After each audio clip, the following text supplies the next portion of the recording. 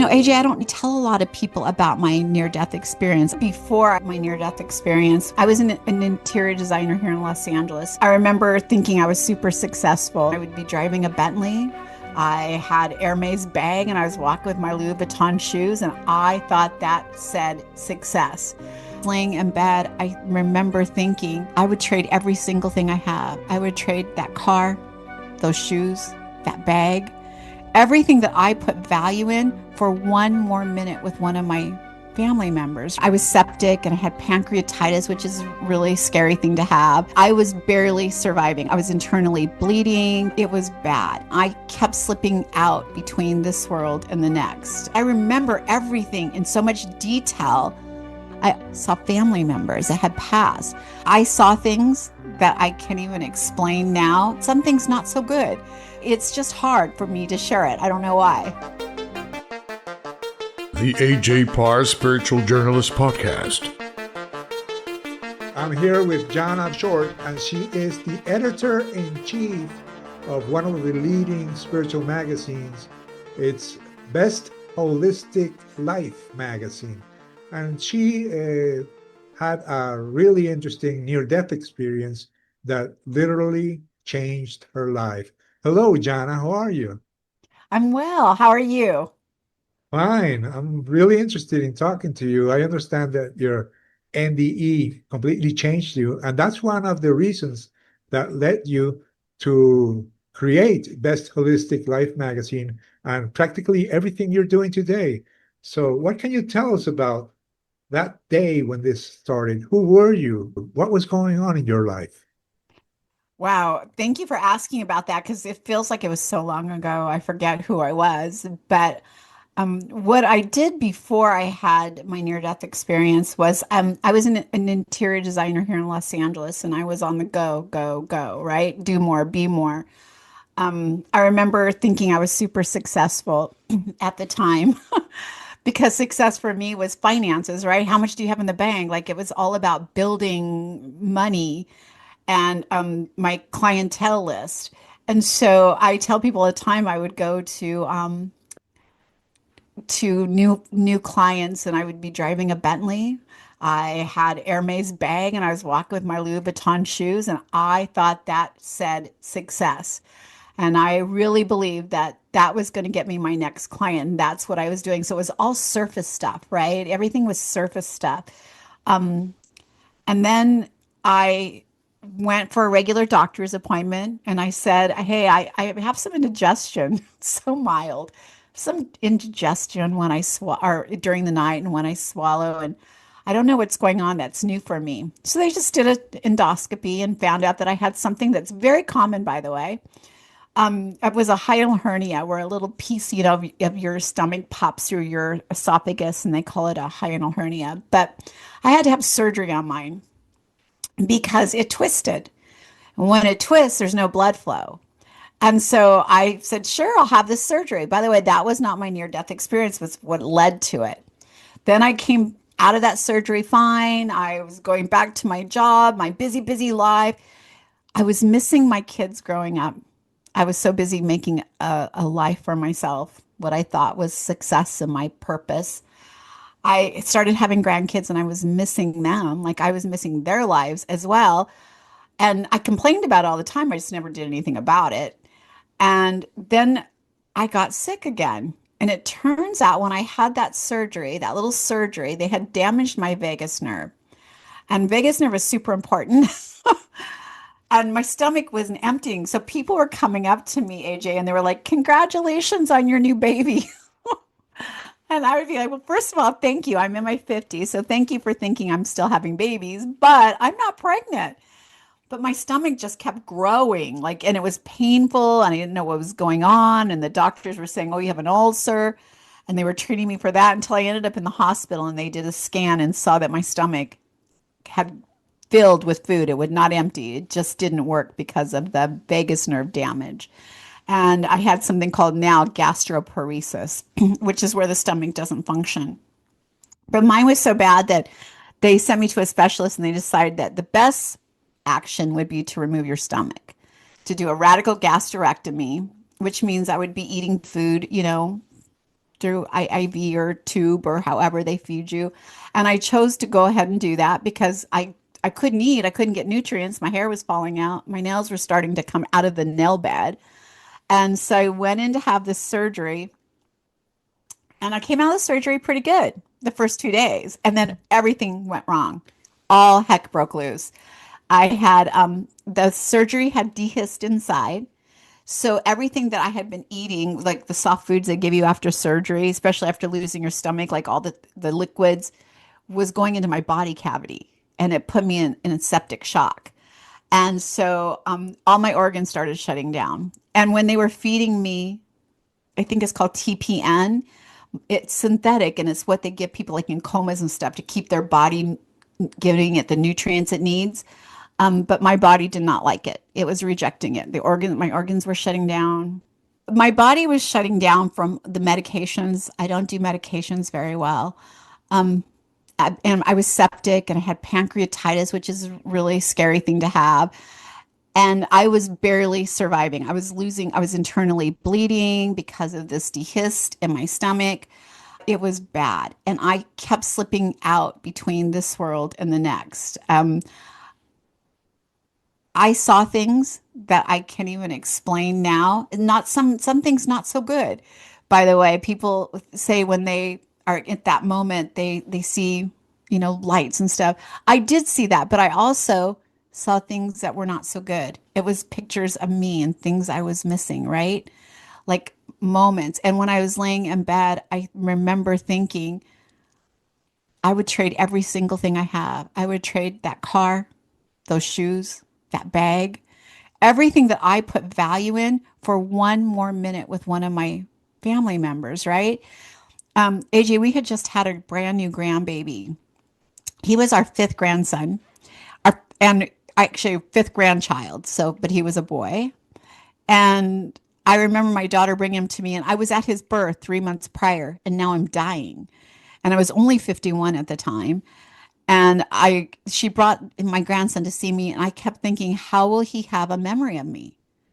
Like he will not remember how it was when we giggled together, or how I smelled, or what it felt like to be hugged by me, or like they love my pancakes. They call them the Nana Jana banana pancakes. And I make these pancakes for them. And he's not going to have any of those memories. He'll have no memory of me. And I would have traded every possession I had, every dollar I had for one moment with him. I was in the hospital for 3.5 months, in and out of that state. And when they sent me home, their statement to me, because I wanted to go home, I wanted them to stop touching me. I didn't feel like I was sick when I went in. It's like, what's happening? And so when I went home, it was mostly to be comfortable to pass, right? To finish my life. I grabbed my laptop when I got home because I was too weak to get out of bed. And I typed in the words, desperate for health answers, looking for holistic options, because everything else had failed. And the whole world opened up to me, like the whole world. I was able to reach around the globe and get answers and suggestions and hope for what was going on in my body. That was 13 years ago. And I tell people my diagnosis has not changed. I did not grow back a stomach. I still live in the exact same diagnosis for 13 years now, almost 14 years. And I thrive in that now. I thrive in that space. And I kept wondering why. Like, why am I still here? You mentioned that you slipped in and out of your body I during your did. days at the hospital. You saw things that were not that good. Can you Mhm. expand on that, please? And what did you see that was good? I saw things that I didn't like that I had done. And mostly it was the people I had hurt. I tell people all the time, I wasn't always this person. I was kind of a bully. And I remember thinking that for me to look better, they had to look worse, right?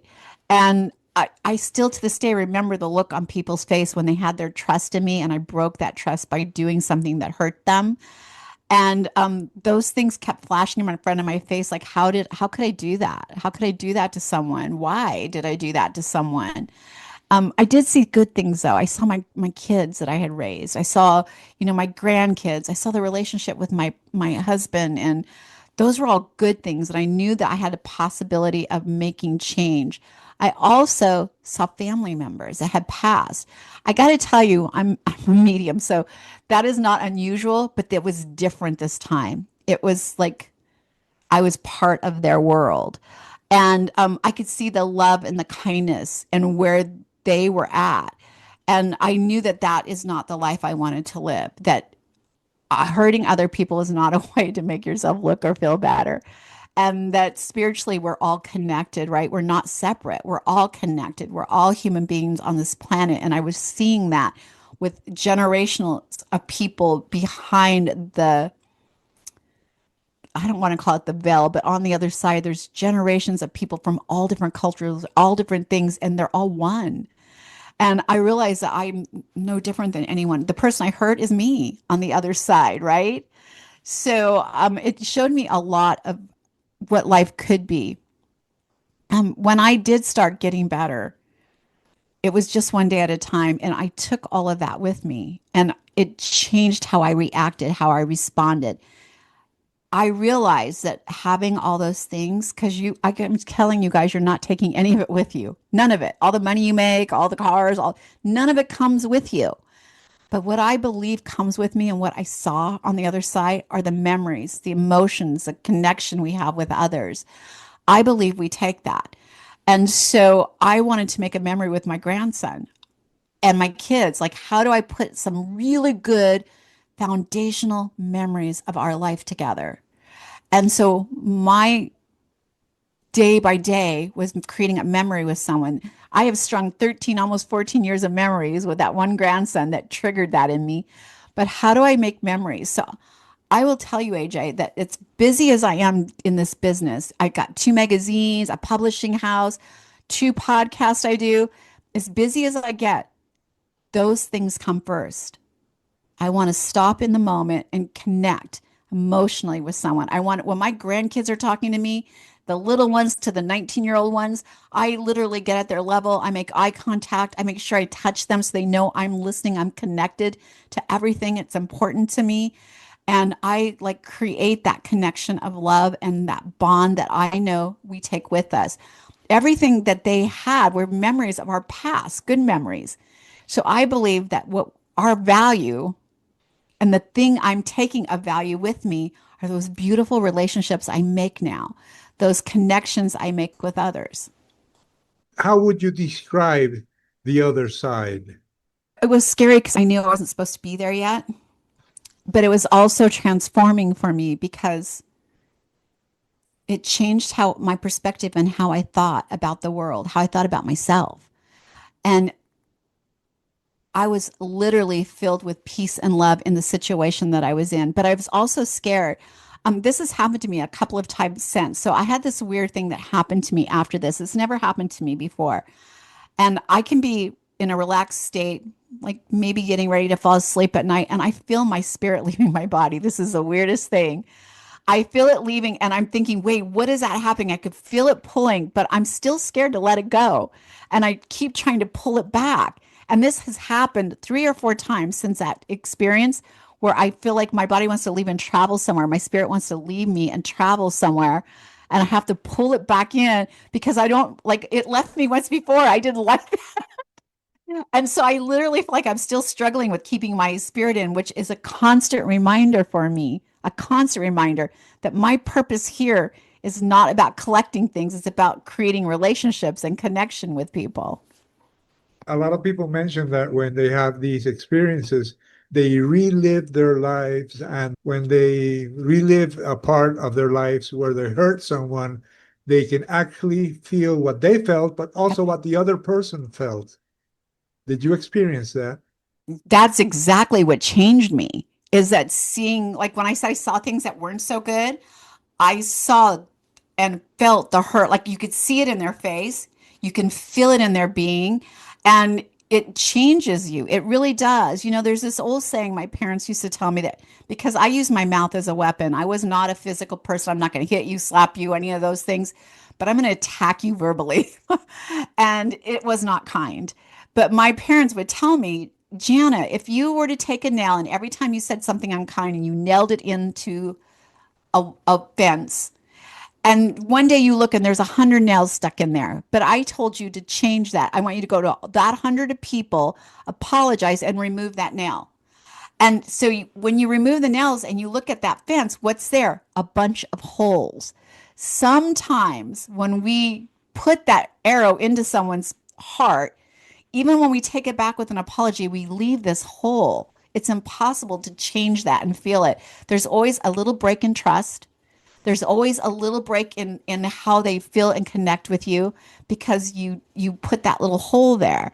And so no matter what we do when things come out of our mouth, we can take it back. We can apologize really sincerely. But after a while, it just leaves these little holes that can't get filled and it starts creating a distance in the relationship.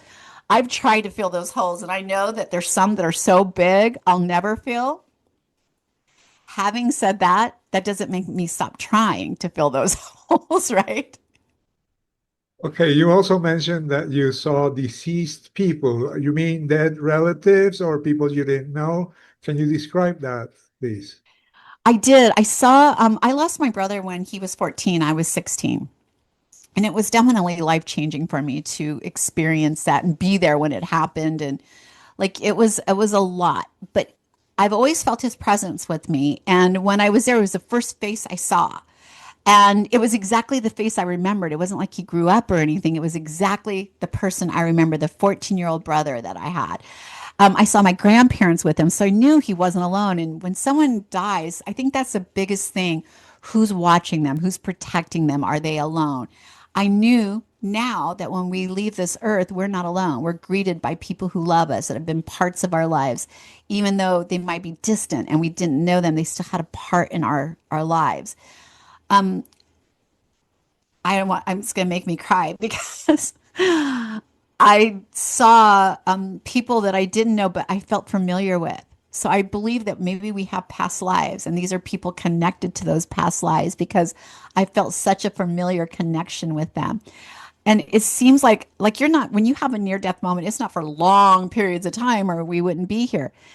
It's like a lifetime is being flashed in front of your face in moments. And it's very I can't, there's no time there. It's like it's so much happened in such a short moment that you're like, wait, how did that all happen? Would you say that these people that you didn't know were part of your soul family? They definitely felt connected to me, AJ. So I'm like, did I know them in an earlier life? Who are they? Like they felt like it was like they knew me or we were very familiar, but I knew I didn't know them in this life, anyways. You said that you had always been sort of a medium. Did this increase after your experience? It did, and it's not that it increased. It's just that when people are mediums at a young age, like I knew of my brother's passing before he passed. 3 days before, I told my mom something was going to happen. But here's the thing, though: I've never lost someone I love without being able to give my goodbye because I have an energy. I don't know they're going to die. I don't know how they're going to die. I just know something is happening. And I make a connection with them and I let them know how much I love them, what they mean to me. And so no one in my life has ever left without me being able to have my goodbyes. Having said that, it's not that it increased it, it's just that it let me open up to it. You're not so scared of it anymore. And like it's for a reason, it's for the better good, and it's just trying to give you a message that maybe somebody else needs to hear. And so it definitely it didn't increase it because I was always pretty powerful at it, but it definitely opened the door for me to accept it more, to be able to like not shut it down and know that it's safe for me to do. What happened when you started telling your family members that you had been on the other side, and what happened when you told them that you had seen your brother and your grandparents? What was their first reaction? So I didn't have this talk a lot with my parents, our family. Having said that, remember, I'm a medium. I've always shared this with them. I've always talked to them about my mediumship. They knew that I had these gifts. And so it wouldn't shock them. But what I try to convey is Having this near death experience was different than being a medium and seeing a spirit or listening to a spirit or their presence. It was like being in their presence, right? So instead of being on a phone with them or doing a Zoom call, I'm standing in the room with them talking to them. It was a completely different experience for me. What about people you've met after that? How is their reaction when you tell them about your story? AJ, I don't know that I tell a lot of people about my near death experience. I think they're super private. And I think if you talk to anyone who's had that experience, I think they talk about a lot about the after, how it changed them because it is an awakening to us. And I tell people, please have this awakening before something gives it to you, right? Or before it's too late. I was 51. I wish I had this awakening when I was much younger, right? Think of all the good I could have done with knowing what the purpose for me here is. But I really don't think that we talk a lot about what happened. I think it's kind of sacred and precious and even hard for us to digest that we were there for a moment and back. How do you feel about sharing it now, today? Had you ever shared it in this much detail before publicly? No, I have not. And to tell you the truth, it feels kind of invasive for me to share something so it's like very intimate and personal and like a message that was for me so other people may not get that, right? They may not understand it. A lot of people will say, "Oh, you were on a lot of drugs." Yeah, I was. But I remember everything in so much detail and even including the things that were happening in with me coming back, right? The people around me talk. I remember everything that was being said. So it's just hard for me to share it. I don't know why. Well, it's hard for most near-death experiencers. However, it does help others to hear your story. And it is like a spiritual service you're giving when you share your story, because a lot of people may understand that death is not the end. And other people who have had a similar experience may say, wow, I had something similar. So we are really helping others by sharing your story today. And how was your life influenced by this? You told me that last time we talked that this led to your creation of Best Holistic Life magazine. Can you tell us about that? I would love to tell you about that. When I was out looking for help to stay alive, when I was Googling those words, desperate for health answers, like I said, the whole world opened up to me. But along with that beautiful world that opened up to me were things that weren't real. It was people who rolled out of bed that day and said, people are making money in this industry. I'm now going to promote this, or I'm going to say I'm a naturopath, or I'm a homeopath. And they were wasting my time. I would have paid all the money I had to live another day, but it was a time I didn't have that was of value to me. And I chose to, if I ever get better, I'm going to find those people. I'm going to look for those needles in a haystack and I'm going to shine a light on them. I'm going to pull them out so that people know. And when people meet me and I meet every single person that writes in our magazine. And the first thing I tell them about writing with us is no curative claims, no diagnoses, and no treatment plans. That's not our job. Our job is to offer hope, is to show them that there's other things out there, get them asking questions, know they're not alone. And so I started as an interior designer, shifting, going back to school. Like, what is it about mindset? Why am I still here? Why am I here and thriving? Like, I am thriving in my diagnosis. I'm not just surviving it. Why? And I know that this is going to sound really stupid and you hear this all the time, but everything you need God already gave us. It's between those two beautiful ears of ours. It's our spiritual, how we feel. It's what we think. Everything we do and control, we're the masters of. I have a new podcast coming out called Fine by Design because I believe we're the designers of who we are today. We're the designers of who we are moving forward. And I want people to understand they have the power to do that. And all of this came from my experience. Otherwise, I would have been in that self motivated space that just collected things that I'm not taking with me and then missed out on all the important things like my beautiful grandchildren growing up or my kids moving, on in their lives. So, yeah, it really grounds you, like that's the whole situation. I learned about Best Holistic Life from Mark Anthony, the psychic medium, and I know that you've interviewed a lot of spiritual celebrities. Who has impacted you the most? I'm going to just pick Mark. Like, Mark has become not just one of our columnists, someone that I've shared on his show many times. I've even guest hosted when Dr. Pat wasn't able to be there. It is, he's magical.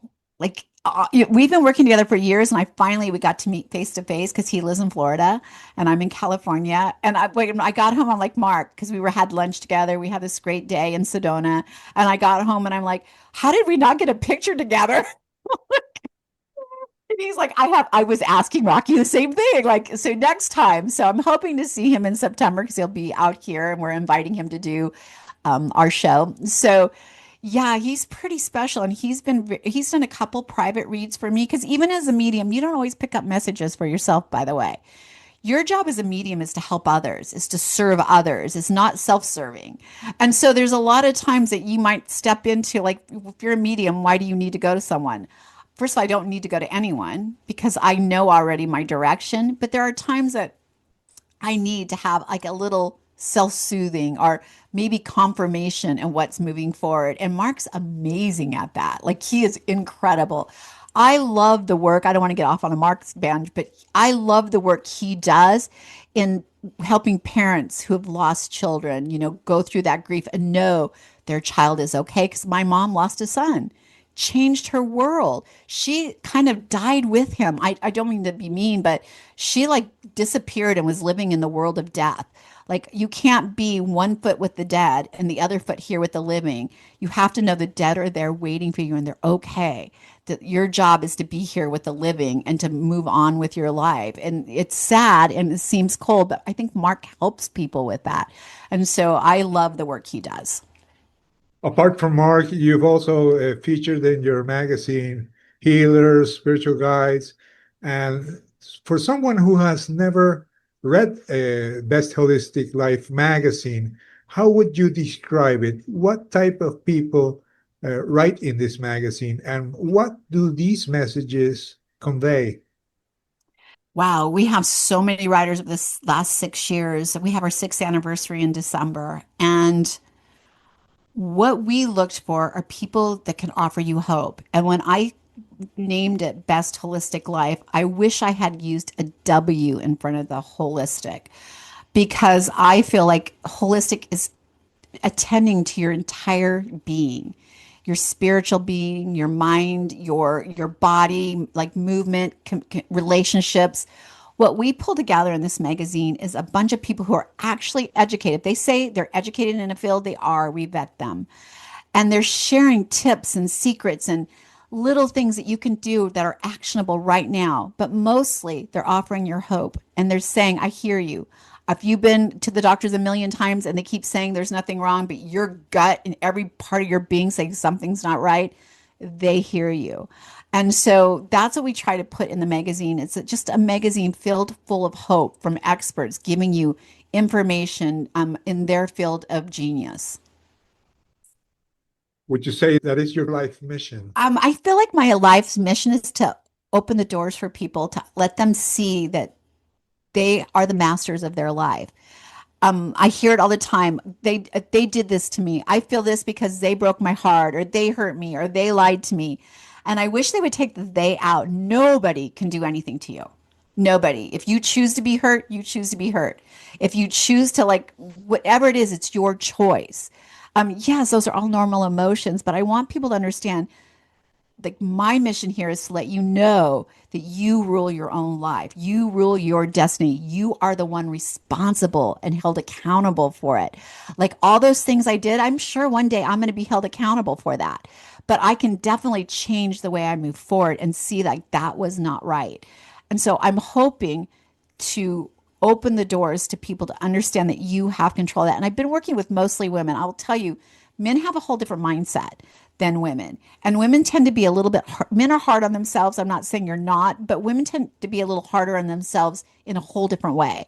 And I want them to understand like what the joy is in living your life and using your voice and being yourself, the designer of you. As a mother, as a grandmother, as a business owner, like all the things that we do.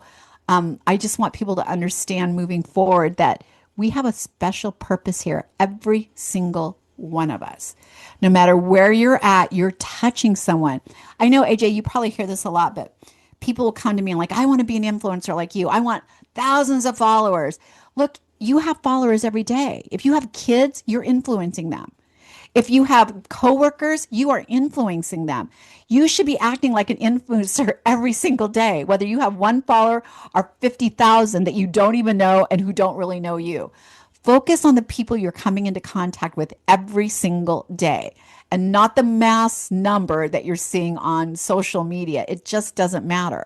So I would tell you guys, use yourself. You're an influencer right now. Go out and influence the way you want to see the world, the beauty you want to bring to it, or the gift and legacy you want to leave. After leading this magazine for 6 years, would you say that the world is going through a new era, an age of spiritual awakening? I would. I think people are more open to it now.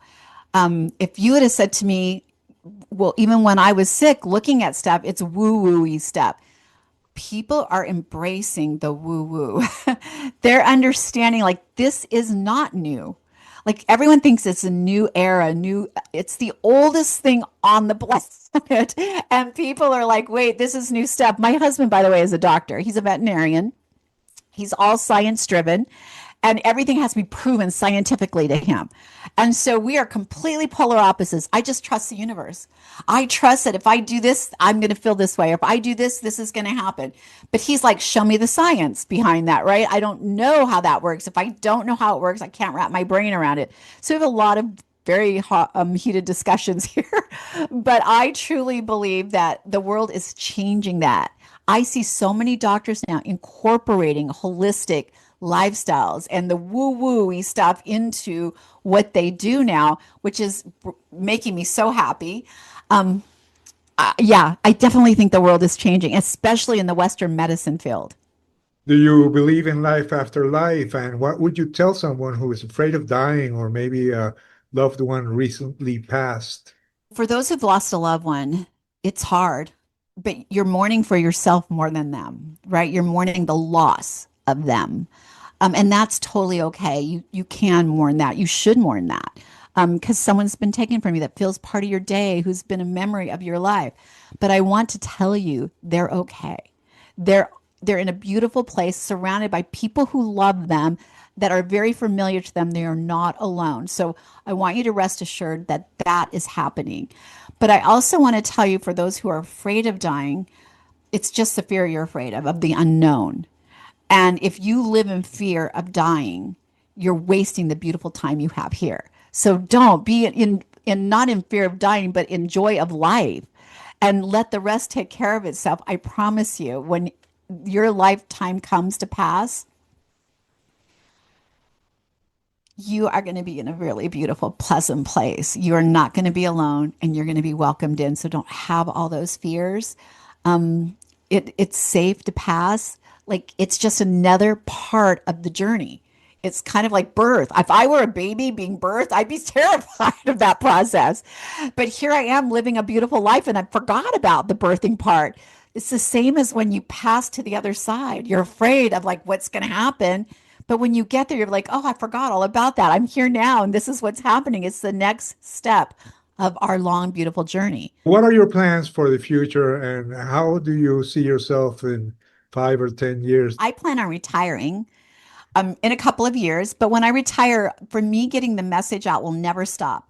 And I'm a writer. I have several books out, and I plan on just focusing on writing, and letting the magazine, go to someone who's ready to take it on and move forward with it. But I think getting our message out in words is so powerful. And the way we can do it, like people don't like to read, they can pop it on the audio, right?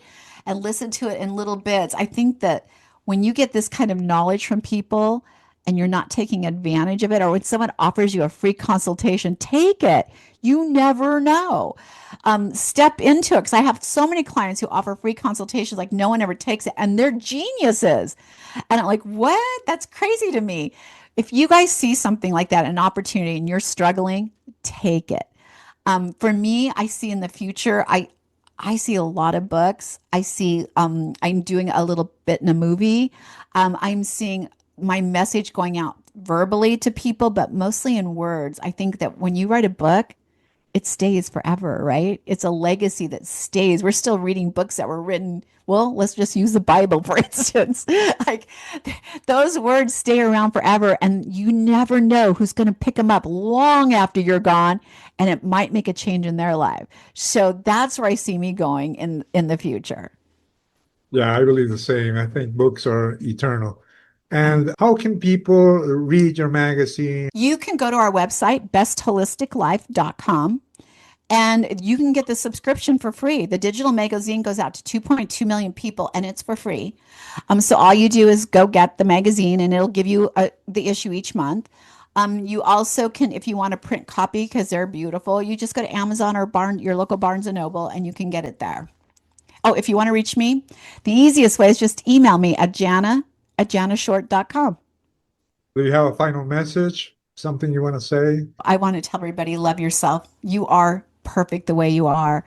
I have learned when I've seen past relationships of people who are druggies or alcoholics that they were actually living their purpose, and we were just judging them. But their purpose on this earth was to touch somebody in that way. And so I want you to love yourself exactly as you are today, and know that that is part of your journey and part of your purpose.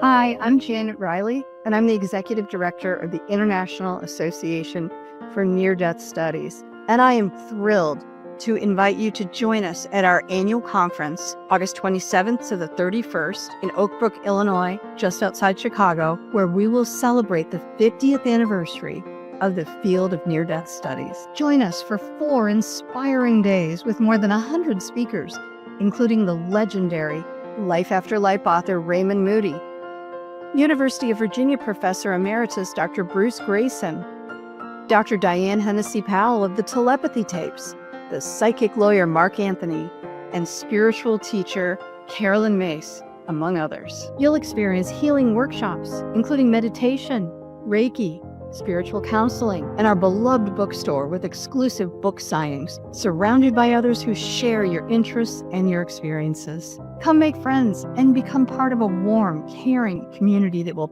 beckon you to return. Every year, we welcome nearly 1,000 attendees and serve over 20,000 globally through educational resources and support groups.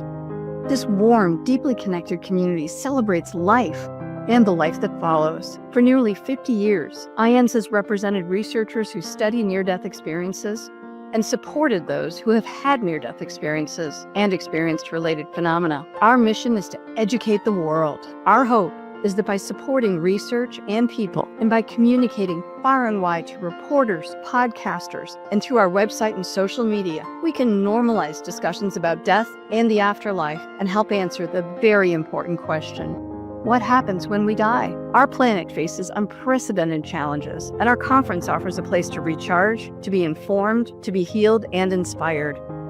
Register now at iands.org, that's IANDS.org, and become part of a gathering that informs, heals, and inspires. We hope to see you there. This has been the AJ Parr Spiritual Journalist Podcast. Please like, share, and subscribe.